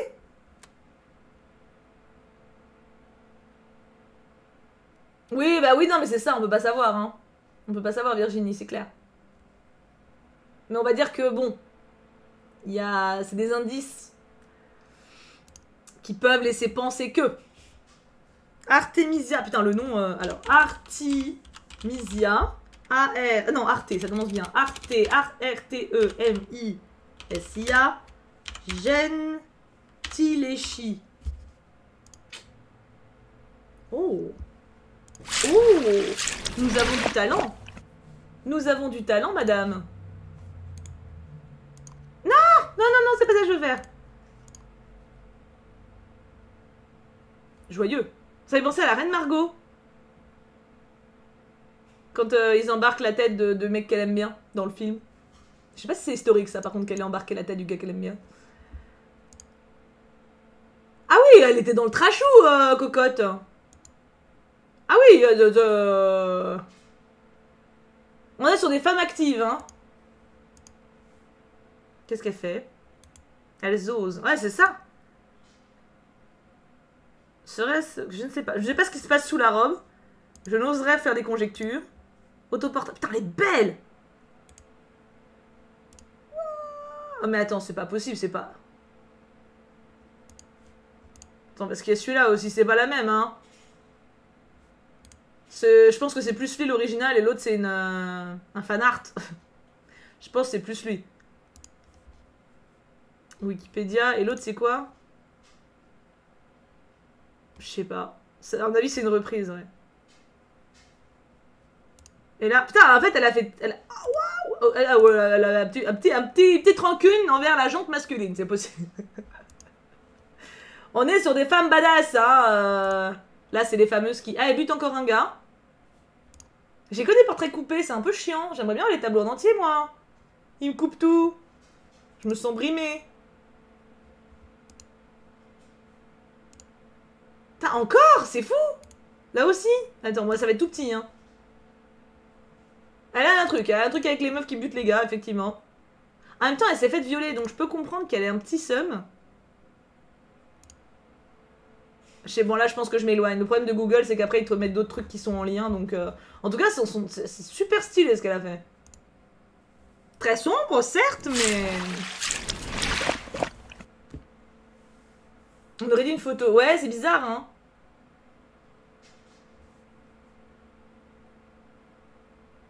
Ça devait être hyper controversé à l'époque. Oui, oui, de ouf. De ouf. C'est intéressant, je la connaissais pas en tout cas. Du coup, c'est Artemisia Gentileschi. On a découvert une madame. Je sais pas d'où elle vient par contre. Ah, romaine. C'est artiste romaine. 1593-1653. Mais oui, je suppose que pour l'époque, ça a dû gueuler. Comment va mon chat? Ça va mieux ton œil? Hein? Mon amour de chat. C'est mon amour. Vas-y, viens. En deuxième, Isadora Duncan. Oh, récente celle-là. 1878-1927. Enfin, récente, on s'entend. Danseuse et chorégraphe américaine, elle prône la danse libre. Plus de pointes, de tutus, de musique classique et de ballets réglés, mais des tuniques grecques, des voiles transparents, des pieds nus, des improvisations inspirées par la mythologie et par un idéal quasi mystique. Sa vie est émaillée de drames et de scandales, mais le succès de ses écoles et de ses spectacles dans toute l'Europe fait d'elle l'une des pionnières de la danse contemporaine. Isadora Duncan. Donc là, on a juste une photo. Pour le coup, je pense pas que sur Google, je puisse trouver des trucs. Elle est belle, cette photo. Hein. Ça fait très... apprentissage d'un maître grec, tu sais, avec ses élèves. Bonne nuit, Kidjo. Et enfin, Frida Kahlo, qu'on connaît, 1907-1954, née à Mexico, victime de la poliomyélite, puis d'un grave accident, elle commence à peindre dans son lit vers l'âge de 22 ans. Elle épouse le peintre Diego Rivera, le premier à reconnaître la puissance de ses créations. Leur vie conjugale est houleuse, entre États-Unis et Europe où elle ne se reconnaît dans aucune école artistique. Dès les années 40, son œuvre est vue comme un symbole de l'identité et de la culture mexicaine. Ah mon chat, qu'est-ce que t'en penses? Tu connais Frida Kahlo? Bah oui, on va quand même aller voir. Quand même. Frida Kahlo. On connaît, on va connaître. Vous allez je pense qu'elle, pour le coup... Ah, mais attends, par contre, je veux pas des portraits. Voilà, je veux peinture. Je veux pas des photos. C'est spécial, hein. C'est spécial.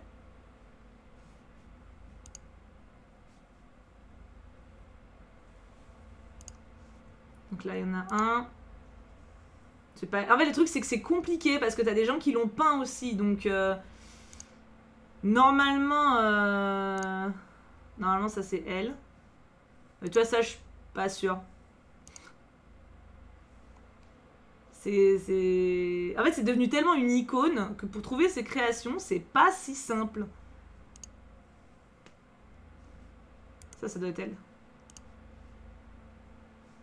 Allez, affiche-moi l'image. Oh, cul de fax. Voilà.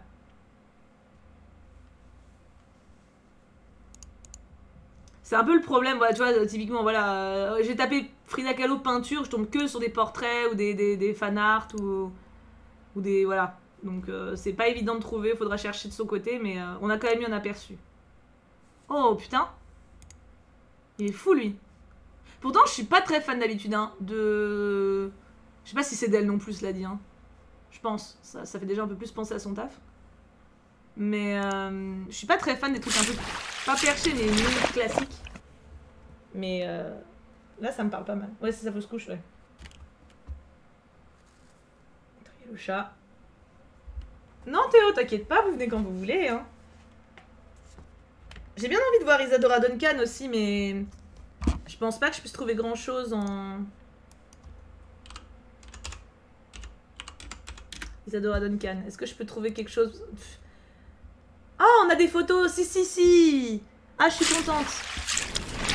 Donc c'est la danseuse contemporaine. On a des photos.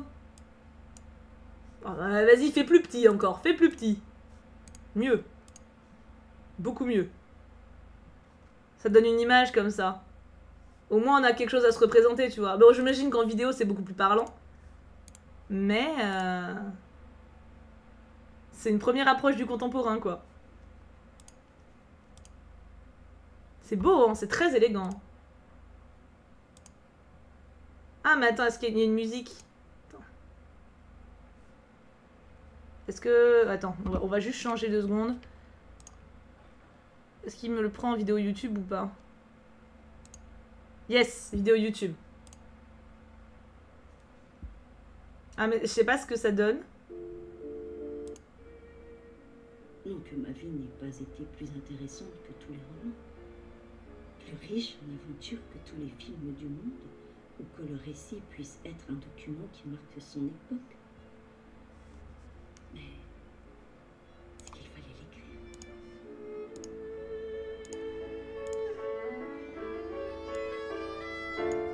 La musique est son, le son est vibration, la vibration est mouvement, et le mouvement est le médium et la racine de la danse.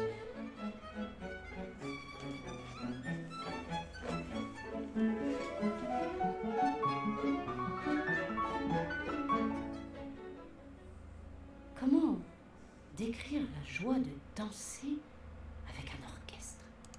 Alors, oui, mais moi, je voudrais la voir, la danse. Je pensais...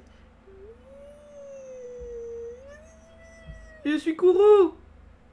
Ah, on a quelque chose. Bon, 1 heure par contre, alors non, hein, mais... On a un aperçu.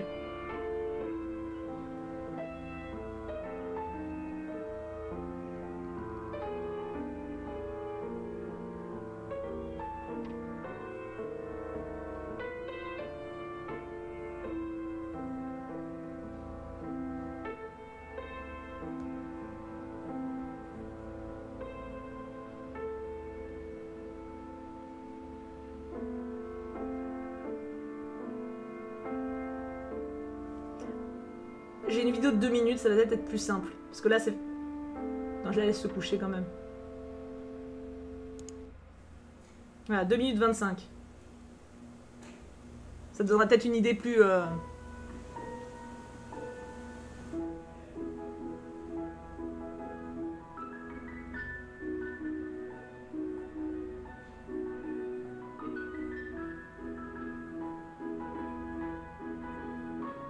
Je monte un peu le son peut-être, ça va? Ouais, je monte un peu de musique.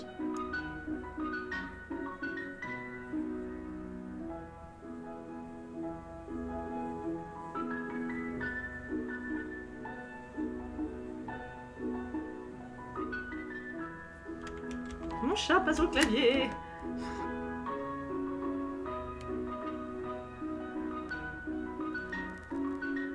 Bon, la qualité, hein, vieille image, hein.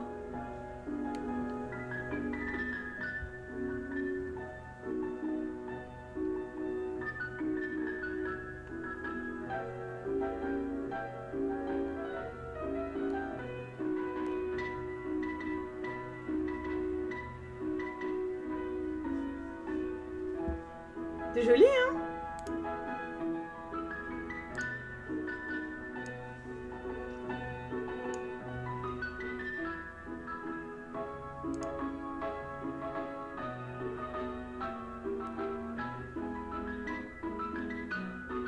Oh, Virginie, bah je pense que c'est... Enfin... Ça dit Isadora Duncan Dancers. Ah non, non, c'est pas elle, c'est pas elle. Mais ça reproduit sa danse, du coup.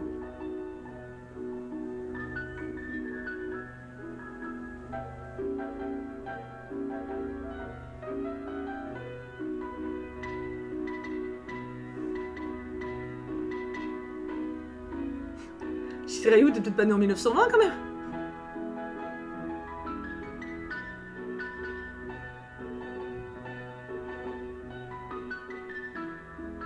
La qualité d'image doit jouer Chatoun pour le côté spectre. Hein.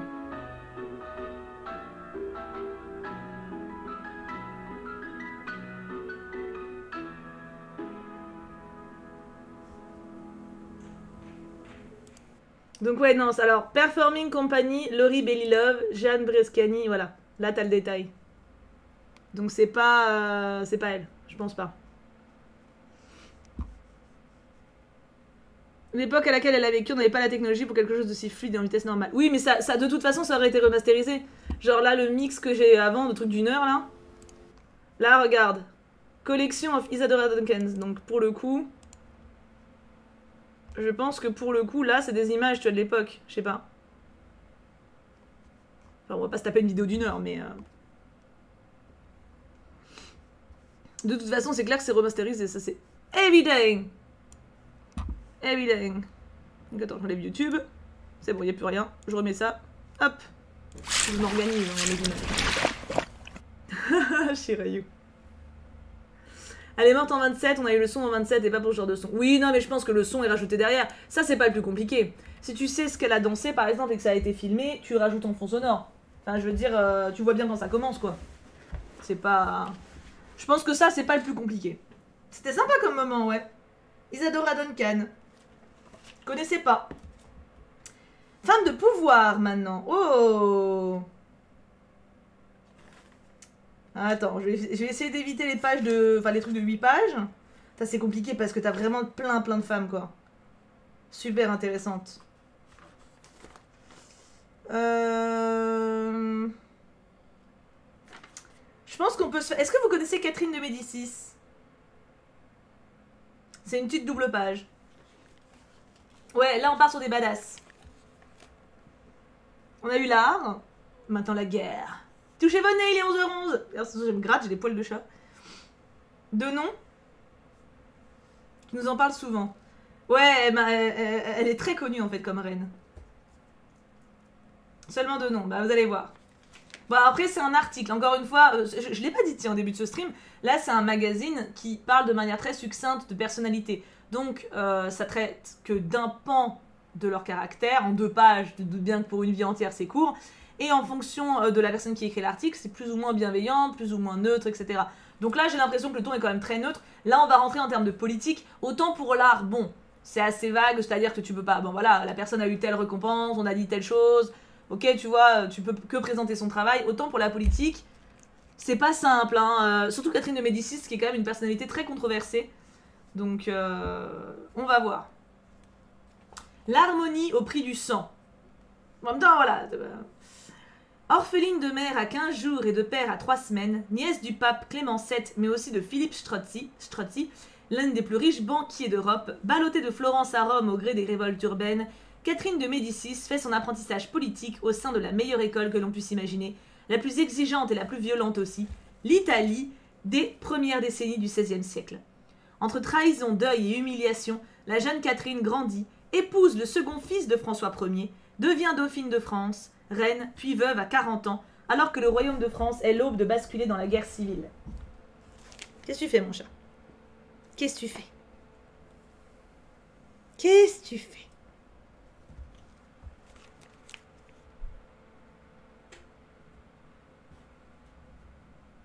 Controversé, ça veut dire qu'en gros, justement, c'est pas tout blanc ou tout noir. Controversé, c'est que les gens sont pas d'accord. Donc Catherine grandit, épouse le second fils de François Ier, devient dauphine de France, reine, puis veuve à 40 ans, alors que le royaume de France est à l'aube de basculer dans la guerre civile. Survivant à 8 de ses 10 enfants, et exerçant pendant près de 30 ans une régence tantôt officielle, tantôt officieuse, elle se retrouve à la barre d'un navire pris au cœur d'une tempête qui n'en finit pas. Putain, elle a vu crever 8 de ses gosses, quoi. Je sais pas si c'est elle qui était dans Règne, Alice. T'es sûre que c'est la même? J'ai un doute. Ah bah oui, si... Non. Je crois que dans Règne, c'est... C'est genre... Enfin, Henri, c'est le premier fils de François Ier, justement. Et elle épouse le second. Elle, c'est la mère de Charles IX, si je dis pas de conneries. Et qui était à fond dans le... Qui était la mère de... C'est la reine de la mère de la reine Margot. Il me semble, hein. On va voir. On va voir. Jeune fille, Catherine est une pièce maîtresse dans le jeu matrimonial et diplomatique italien et européen. C'est l'époque où l'Italie est le terrain de jeu mortel des grandes puissances occidentales. Lorsqu'elle arrive à la cour de France en 1533, elle ne parle presque pas français, même si sa mère, Madeleine de la Tour d'Auvergne, appartenait à l'une des plus grandes familles de l'aristocratie française. En même temps, la pauvre, elle est morte à 2 semaines, alors... Son mari, le futur Henri II, la délaisse pour sa maîtresse Diane de Poitiers, mais ne lui en confie pas moins la régence à 3 reprises, entre 52 et 54. Après la mort de son mari, elle s'affirme comme une souveraine de la Concorde. Son objectif est de trouver une via media, afin d'arriver à la réunion des calvinistes et des catholiques pour restaurer la tunique sans couture du Christ. Ouais, c'est ça. Donc c'est la mère de Charles IX. En fait, elle a eu des enfants qui étaient tous un petit peu dérangés. Hein. Ça commence à partir en couille à ce moment-là. Dès le mois de mars 1560, elle fait programmer un édit qui amnistie les réformés. Elle est alors clairement à contre-courant de la polarisation à l'œuvre dans le royaume. En effet, tandis que l'église calviniste se structure, donc les protestants, une partie des catholiques formule le rêve radical d'une éradication violente de l'hérésie. En fait, à l'époque, il y a catholiques et protestants. Je crois pas que ce soit elle dans Règne. Hein. Règne, c'est la mère de Henri. Enfin, du gars qui... Bah, je peux pas spoiler. Je crois pas que ce soit elle. Elle, ça va être la femme... Mais de toute façon, Règne, c'est pas historiquement vrai. Hein. Règne, il y a un paquet de conneries. Hein, donc, il me semble que c'est la femme, normalement, du petit frère d'Henri, dans Règne. Ça, toi, je pense que la dame qui est régente, c'est la femme. Du coup, je sais pas. Je sais pas, mais comme Règne, c'est pas historiquement vrai, je sais pas ce qu'ils ont brodé. En gros, elle est reine, donc son mari meurt. Elle est mariée avec Henri II. Henri II crève et elle se retrouve régente. Et elle veut réunifier la France. Faut se dire qu'à l'époque, la France, elle était divisée en 2 religions, catholiques et protestants. Ce qui, en gros, les 2 croient en Dieu, mais il y a des détails qui changent. Hein. On va être grossier dans le truc. Et ça faisait des guerres de bâtards. Donc, et du coup, elle, en fait, elle veut réunifier le pays. Et c'était assez novateur, puisqu'à l'époque, ils voulaient juste se buter, en fait. Dans Règne, Henri II est le roi actuel et elle est mariée à lui. Et son fils... Non, mais c'est pas possible. On verra. Voilà. Donc, elle a fait proclamer un édit qui, en gros, fait que les protestants sont plus hors la loi. On va pas partir plus... Ah, on va voir, Alice. Ça va sans doute se regrouper à un moment. Donc voilà. Tout le monde veut se buter, mais elle a dit, vous butez pas, on est tous copains. Dans ce contexte de pré-guerre civile où la terreur religieuse se met en place, Catherine tente, avec l'aide de son chancelier, Michel de l'Hospital, d'éteindre l'incendie avant qu'il n'échappe à tout contrôle. En septembre 1561, elle organise à Poissy un colloque réunissant théologiens catholiques et protestants, tandis qu'en janvier 1562, elle promulgue un nouvel édit qui décriminalise l'hérésie. Donc en gros, elle fait une réunion avec les représentants catholiques, les représentants protestants, et l'année suivante, elle dit c'est bon, les protestants, ils sont plus hérétiques. Hérétique, ça voulait dire qu'en gros, t'étais brûlé. Voilà. Donc en gros, elle dit que les protestants, ils ont le droit d'être protestants, quoi. En gros. Ouais, grave Thibaut, faut s'y retrouver, hein. Si elle ne peut empêcher le déclenchement de la première des 8 guerres de religion, Elle ne cesse d'essayer de reprendre l'initiative politique en affermissant l'autorité monarchique qu'elle accompagne d'une exaltation de la cour par l'organisation de fêtes et de protection des arts. Mais elle ne parvient pas à contrôler les ambitions des grands lignages catholiques, pas plus que les tentatives hasardeuses des capitaines calvinistes, tandis qu'un axe hispano-ponté... Ouais, bon, c'est compliqué.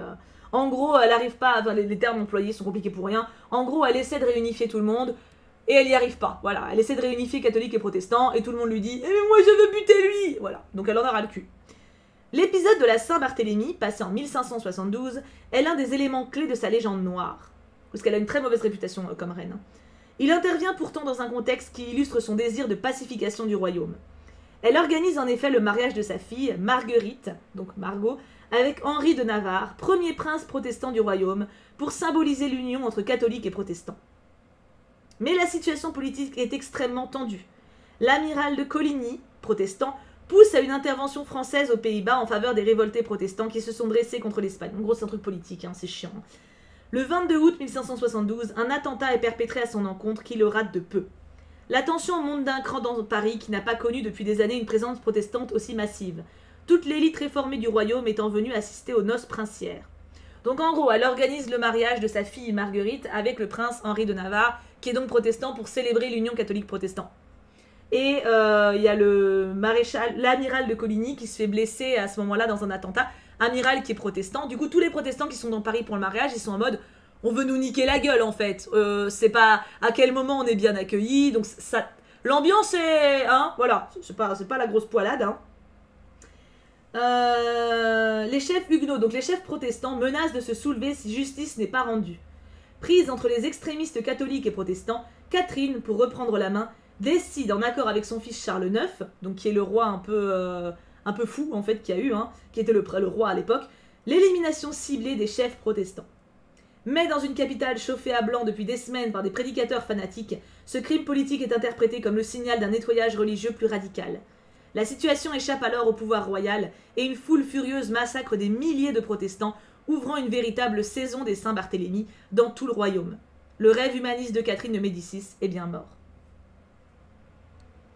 Est-ce que c'est à peu près clair ou pas? La Saint-Barthélemy, c'est super connu pour le coup. Mon bébé chat. C'est un des épisodes les plus sanglants, enfin, on va dire de civil. Oui, je peux lire des messages, lol. Oui, Francis, clairement. Hein. Sous le règne de son fils Henri III à partir de 1574, en dépit d'un effacement relatif, elle utilise son réseau pour atténuer les luttes de factions et la montée en puissance de la Sainte Ligue catholique. Elle parcourt également le royaume pour apaiser les conflits en Languedoc, Provence et Dauphiné. Mais la journée des barricades en mai 1588 qui voit Henri III fuir Paris, puis l'assassinat du duc de Guise à Blois le 23 décembre de la même année, montre son échec. Elle meurt à Blois quelques jours plus tard, le 5 janvier 1589. Alors là, pour le coup, c'est un article qui est clairement cool avec elle, mais en fonction des récits, elle avait des réputations. En fait, elle avait un astrologue, elle croyait énormément en son astrologue, et enfin, du coup, il y en a qui lui prêtent des intentions cheloues et tout. Ah, merci pour me faire boire, Sashima et Nawel. Sashimi-san, pas Sashima, pardon. Nostradamus, ouais, c'est ça. Bah là, je vais pas te récapituler tout ce qu'on a fait. On a parlé de personnes intéressantes, mais tu verras la rediff si tu veux. Ah, mon chat. Fais ton petit bobo à l'œil. Donc voilà, elle a eu une personnalité pareille pour le coup de la Saint-Barthélemy. On sait pas jusqu'à quel point... En fait, il y en a qui lui prêtaient toutes les intentions négatives, genre que c'est elle qui a orchestré tout le bordel et tout, mais c'est pas logique par rapport à ce qu'elle a fait avant.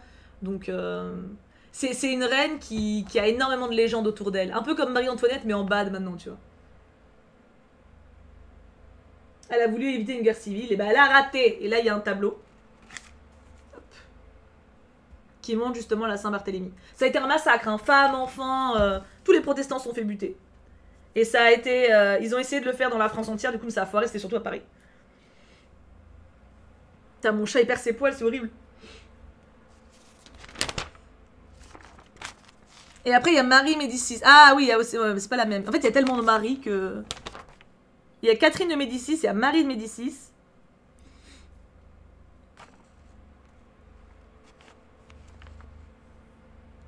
Ah c'est gentil lol. Ah mon chat. Mais l'histoire, c'est forcément plus dense. Hein. Pour le coup... Ah bah tiens, on a une page sur Jeanne d'Albret après. Juste une, ça va être rapide. Jeanne d'Albret, pour le coup, en plus, pour le coup, il y a un lien. Jeanne d'Albret, c'est la fille de, justement, Marguerite de Navarre. Donc Marguerite de Navarre, qui a été mariée avec Henri, là, pour unir protestants catholiques et que ça s'est fini dans la merde. Et bah, elle a eu une fille qui s'appelle Jeanne d'Albret. Thibaut, tu m'étonnes. Ouais, grave, Alice. Du coup, comme ça, on est un peu dans la continuité. Fille de Marguerite de Navarre, sœur de François Ier et mère d'Henri IV. Putain, ça y est, on a toute la généalogie. Il faut pas se paumer, hein. En gros, François Ier, c'est le fils de Marguerite de Navarre, de la reine Margot. Il y a eu la reine Margot, qui s'est mariée avec Henri. Hop, union catholique-protestant. Il y a eu François Ier et Jeanne d'Albret. Ouais, c'est ça, volupté. Mais, Jeanne d'Albret mérite toutefois d'être connue pour elle-même. L'orientation crypto-protestante de sa formation n'est pas surprenante, si on rappelle que sa mère fut, outre l'auteur de Bon, on s'en fout. En gros, la reine Margot, elle a été protectrice de nombreux évangéliques et réformés, et elle a eu toute sa vie un agenda réformateur qu'elle essayait de faire partager à son frère. Donc c'est pour ça que Jeanne d'Albret a eu une part de protestante, on va dire, en elle, quoi. Après un premier mariage avec le duc de Clèves qu'elle parvient à faire annuler, Jeanne épouse en 1548 Antoine de Bourbon, héritier direct du trône de France après les fils d'Henri II. Oui, donc direct après un petit temps quand même. Dans un contexte de division religieuse, son mari s'efforce de ne pas prendre parti, allant jusqu'à assister au service catholique, puis au service protestant à la messe du dimanche. Oh putain, la journée de merde. Trop grosse journée là. A l'inverse, Jeanne est de la plus grande constance. Convertie au protestantisme en 1560, elle s'impose comme la championne de la cause calviniste. Calviniste, c'est protestant, c'est la même chose. Hein. Transformant le Béarn en un état protestant. Elle se fait appeler dame souveraine et ne reconnaît aucun pouvoir supérieur au sien, si ce n'est celui de Dieu, ce qui lui vaut son excommunication par la papauté en 1563. Ah oui, désolé, oui. Le pape, il apprécie pas des masses. En 1569, elle entre en guerre avec le royaume de France, Charles IX ayant confisqué pour félonie certaines de ses terres. C'est le début de la troisième guerre de religion qui ravage tout le sud-ouest du royaume. Ça, quand même... La religion, quand même, hein. Bon, voilà, c'est pas... Jeanne d'Albret s'impose avec le prince de Condé et l'amiral de Coligny comme l'une des trois grandes figures du parti réformé. Après la mort du prince de Condé à Jarnac en 69, elle devient le chef politique du parti. L'amiral de Coligny en étant le commandant en chef. Même si Charles IX remporte les victoires militaires de Jarnac et Montcortour, c'est Jeanne qui gagne politiquement. La paix de Saint-Germain prévoyant le mariage de son fils Henri de Navarre avec Marguerite de Valois, la sœur d'Henri III. En vrai, ça aide pas parce qu'ils s'appellent tous Marguerite et Henri. Donc forcément, tu te perds. Sa mère s'appelle Marguerite. Sa fille sa belle-fille s'appelle Marguerite, tu ne peux que te paumer. Tu ne peux que te paumer. Il y a 50 Henri. Voilà, en gros, ils se marient. De toute façon, en gros, ça se tourne autour. Hein. Il y a la religion catholique protestante. Ils essaient de faire la paix, ça marche pas. Voilà. Elle meurt le 9 juin 1572, quelques semaines avant le mariage de son fils et la Saint-Barthélemy. Avec elle disparaît celle qui fut pendant près de 10 ans la reine sans titre de la France protestante. Attends, comment ça, elle meurt avant la Saint-Barthélemy? C'était pas la fille de Margot?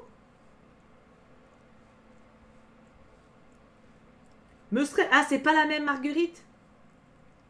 Il y a eu deux Marguerites. C'est pour ça que c'était bizarre. Avec elle disparaît celle qui fut pendant près de 10 ans la reine sans titre de la France protestante. À titre posthume, son plus grand succès est l'accession au trône de France de son fils Henri en 1589. Son plus grand échec, la conversion de ce dernier au catholicisme pour la 3e fois en 1593. C'est la mère de la... Ah d'accord. On est lost. Ouais, grave, faut l'arbre généalogique. En fait, c'est la maman de Henri qui a épousé la reine Margot d'avant. C'est la belle-mère de la reine Margot, quoi. Bon, sauf qu'elle l'a pas connue parce qu'elle est crevée avant, mais... D'accord. Oui, c'est la mère de Henri de Navarre, c'est ça. Tu m'étonnes que Henri de Navarre, il était un peu... Henri IV. Mère d'Henri IV, ils disent. Pas Henri III. Attends, on va pas se paumer avec les numéros des Henri. Henri de Navarre. Non, c'est Henri IV, apparemment. C'est la mère d'Henri IV. Ça, non, mais en gros... Ce qu'il faut retenir de cette époque, parce qu'effectivement, si vous commencez à essayer de retenir les Henri, les Margot, les bordels, c'est que protestants et catholiques s'embrouillaient tout le temps, ils se faisaient la guerre tout le temps, et que la reine, du coup, Catherine de Médicis, a essayé de temporiser le bordel et de faire qu'ils s'entendaient bien, et ça a fail. Voilà. En gros, hein. Tu sais, une des raisons pour lesquelles les protestants et les catholiques ne se supportaient pas, c'était au moment de la prière, où le pain, je sais plus le nom, pardon, du point de vue est une métaphore par rapport au corps du Christ, tandis que les catholiques, c'est le corps du Christ. Les protestants accusent donc les catholiques de cannibalisme, quelque chose comme ça. Oui, non, mais de toute façon, c'est des détails. C'est vraiment pour le coup des petits détails qui fait que les deux s'aiment pas. Hein. Oui, c'est ça. Après les Henri, c'est les Louis. Mais les Louis, je m'y retrouve mieux. Les Louis, je m'y retrouve un peu mieux. Les Henri, c'est un bordel. Hein. Mon mari de Médicis, c'est trop long. Merci Plumy pour le follow.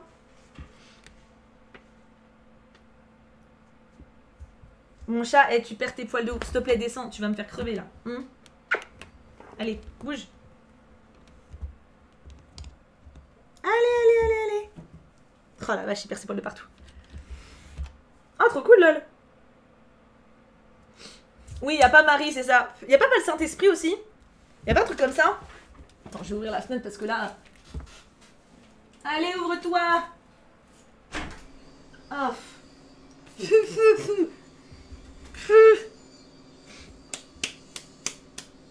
C'est déjà pas mal, Francis, hein.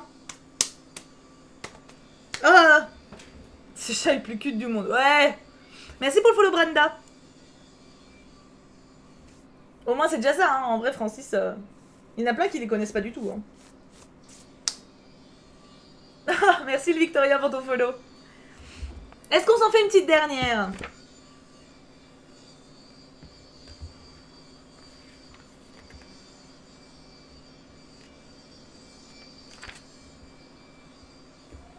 Il y a tellement de femmes passionnantes. C'est dur de rester...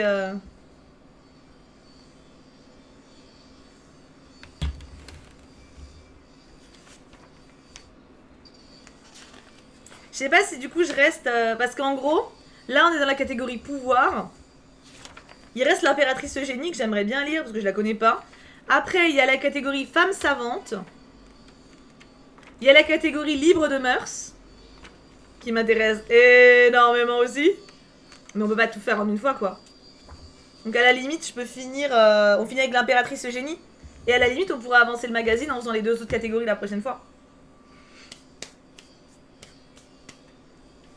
Ouais, tu m'étonnes Thibaut. On finit avec l'impératrice Eugénie. Épouse de Napoléon III. Je connais pas du tout. Je la connais pas du tout. Il y a un beau tableau. Mais à part ça. Et ouais, la prochaine fois, du coup, on pourra faire femme savante. Et où je vois Georges Sand, Marie Curie, Sophie Germain, Madame de Stel. Et après, les femmes libertines. Les grandes courtisanes. Mon nez... Eh putain, mon chat.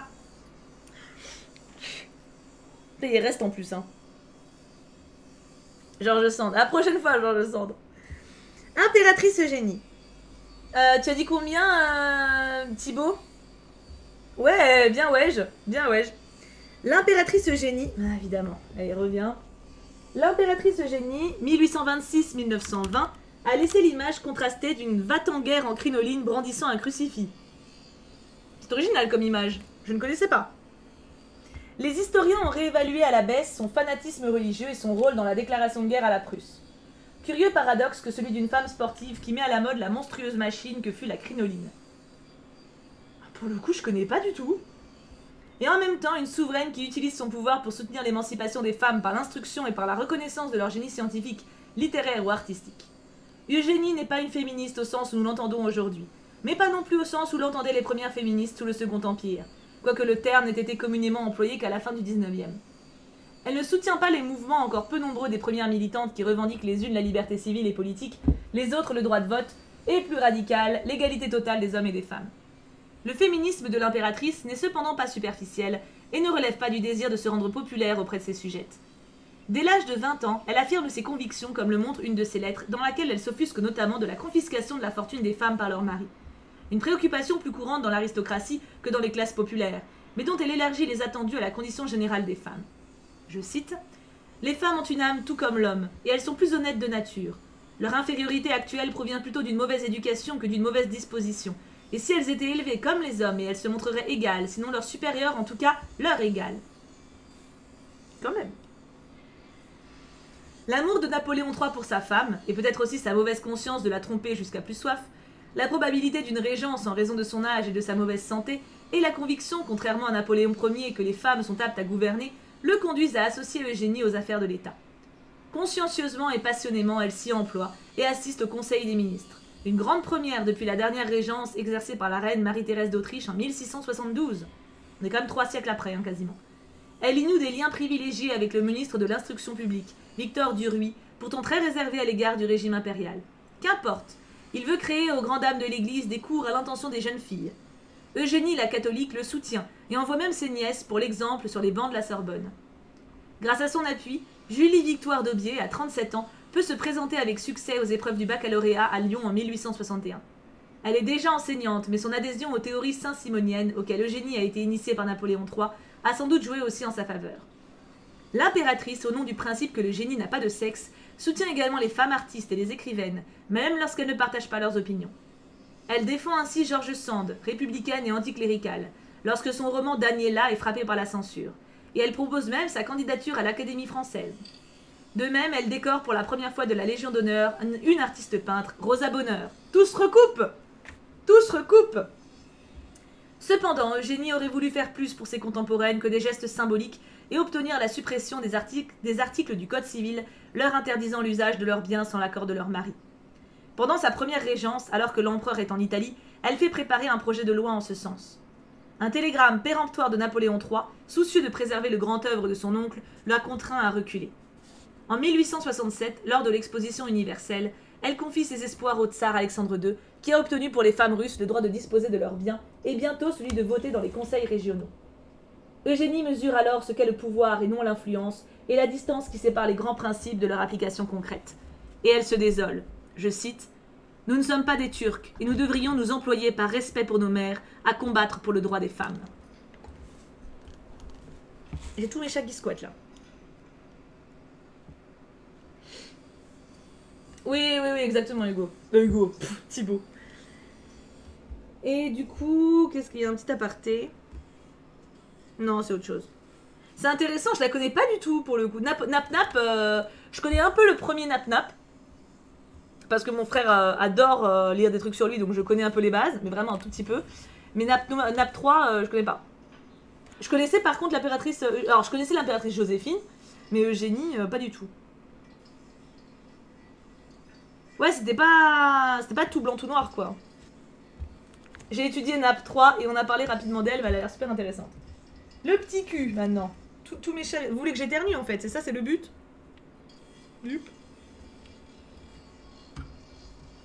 Oui, c'est elle. Je savais plus si c'était Joséphine ou Eugénie, Marie-Antoinette. Je sais qu'il y a une impératrice qui était fan, effectivement. C'est gentil, lol, c'est gentil. C'est l'invasion des chats, grave. Je vais décéder. Salut Mnurichan. Bah t'arrives quand on a fini. Est-ce que vous a plu du coup comme matinée? C'était sympa, moi je suis contente. Et du coup, si ça vous intéresse, on pourra faire femme savante la fois d'après. Avec... Ah mais il y en a plus. En fait, il y a encore 3 catégories. Il y a aussi... Attends, j'essaie de le choper. Libre de mœurs. Et il y a aussi... leur combat pour l'égalité. Merci Rémus de cacher le chat, laissez-moi tranquille. C'était cool, hein? Ça donne un petit aperçu sympa. Oh non, Murichan, non. On a lu 3 articles par catégorie à peu près, je crois. Ah, Samantha, tu as loupé. Putain, j'ai des poils partout à cause des chats. Horrible. Virginie, t'as bien fait de préciser. Du coup, bah on se laisse là, mes poulettes et poulets. Je ne sais pas si j'ai beaucoup d'hommes ce matin. Je ne sais pas. Je sais pas quand on se retrouve parce que cet après-midi, du coup, je vais au ciné avec Vasco et après il vient à la maison. Donc, ah bah Titi est là. Donc il y avait au moins un homme. Non, je suis pas allergique aux chats, mais j'ai mon nez à ses limites. C'est-à-dire que ça fait depuis une demi-heure que j'ai des poils partout. Au bout d'un moment, ça gratte quoi. Ah, je savais pas, Francis. Et du coup, ouais, je sais pas si... Ah bah 2 mecs. Ah, Devil, vous êtes 2. Du coup, on se retrouve peut-être cet après-midi. Si on se retrouve cet après-midi, ce sera vers 18h, 18h30. Mais je me mets pas la pression, hein, je vais pas foutre mon pote dehors. Donc, s'il doit partir et que voilà, bah du coup, on sera peut-être en stream vers 18h, 18h30. Sinon, on se retrouve demain. Vous êtes 3. Wouh 4. Oh là là! Oh là là! Magnifique 5. Oh là là! Mais ça ne s'arrête plus. Allez mes enfants, passez une belle journée. Et peut-être à tout à l'heure, sinon à demain. Bisous. Ouais, bah Devil, oui, il mue. Bisous, bisous.